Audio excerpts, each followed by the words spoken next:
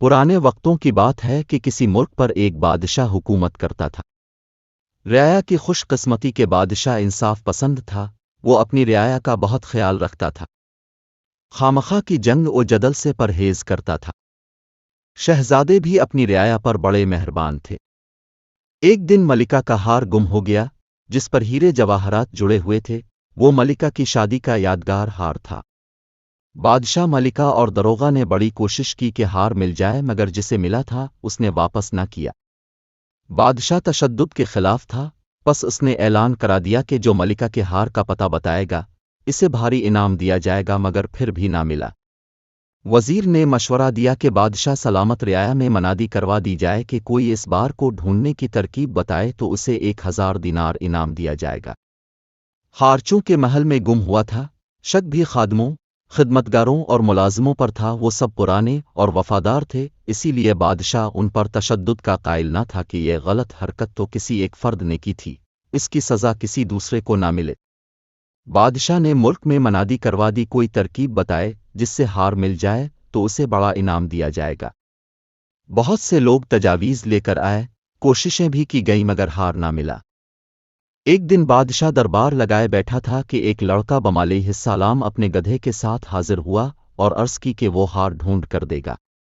بادشاہ اور درباری حیران رہ گئے، کہاں یہ لڑکا اور کہاں وہ بوڑھے عقلمند افراد جن کی تجاویز سے بھی ہار نہیں ملا، یہ کیسے بار ڈھونڈ کر دے گا؟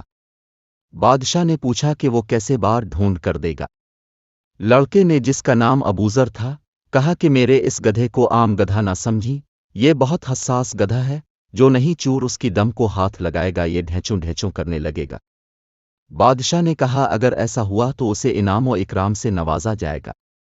محل میں اس گدھے کے بارے میں گفتگو شروع ہو گئی۔ ابوذر نے 2 خیمے نصب کرائے، ایک خیمے میں گدھا باندھ دیا گیا اور دوسرے خیمے میں وہ خود بادشاہ کے ساتھ بیٹھ گیا۔ سب ملازمین، خادموں اور نوکروں کو یک کے بعد دیگرے اس خیمے میں فردا فردا گدھے کی دم کو ہاتھ لگانے کا حکم دیا گیا۔ ملازم، خادم پہلے خیمے میں جاتے، پھر دوسرے خیمے میں جاتے جہاں ابوذر ان کے ہاتھ پر بوسہ دیتا اور وہ خیمے سے نکل جاتے۔ ایک ملازم آیا جو نہیں ابوذر نے اس کے ہاتھ پر بوسہ دینا چاہا تو اس نے اس کا ہاتھ پکڑ لیا اور بادشاہ سے کہا یہ ہے آپ کا چور۔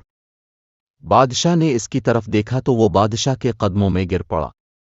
بادشاہ سلامت، مجھے معاف فرما دیں، بار میرے پاس ہے، میں لالچ میں آ گیا تھا، مجھے معاف کر دیں، ابھی لا کر دیتا ہوں۔ بادشاہ حیران تھا کہ اتنی آسانی سے اسے ہار ملنے کی توقع نہ تھی۔ جب ملازم ہار لینے کے لیے خیمے سے باہر نکلا تو بادشاہ نے لڑکے ابوذر سے پوچھا تم نے چور کو کیسے پہچان لیا جبکہ گدھا؟ ایک معمولی سی بات سے ابوذر نے کہا وہ معمولی سی بات کون سی تھی؟ بادشاہ نے کہا بادشاہ سلامت، گدھے میں کوئی کوالٹی نہیں، گدھا تو گدھا ہے، میں نے اس کی دم پر تیز خوشبو لگائی تھی، چونکہ باقی ملازم خدمتگار چور نہ تھے، انہوں نے اس کی دم کو بلا جھجک ہاتھ لگایا۔ میں بوسہ لینے کے ساتھ ان کے ہاتھوں کی خوشبو سونگھتا تھا۔ چونکہ یہ چور تھا، اس نے گدھے کی دم کو اس ڈر سے ہاتھ نہ لگایا کہ کہیں گدھا بول نہ پڑے اور پکڑا نہ جائے، اس کے ہاتھ پر خوشبو نہ تھی، بس اتنی سی بات تھی۔ بادشاہ کو ہار مل گیا، اس نے انعام و اکرام سے ابوذر کو رخصت کیا اور اس ملازم کو معاف کر دیا، کیونکہ وہ بھی انسان تھا اور انسان خطا کا پتلا ہے۔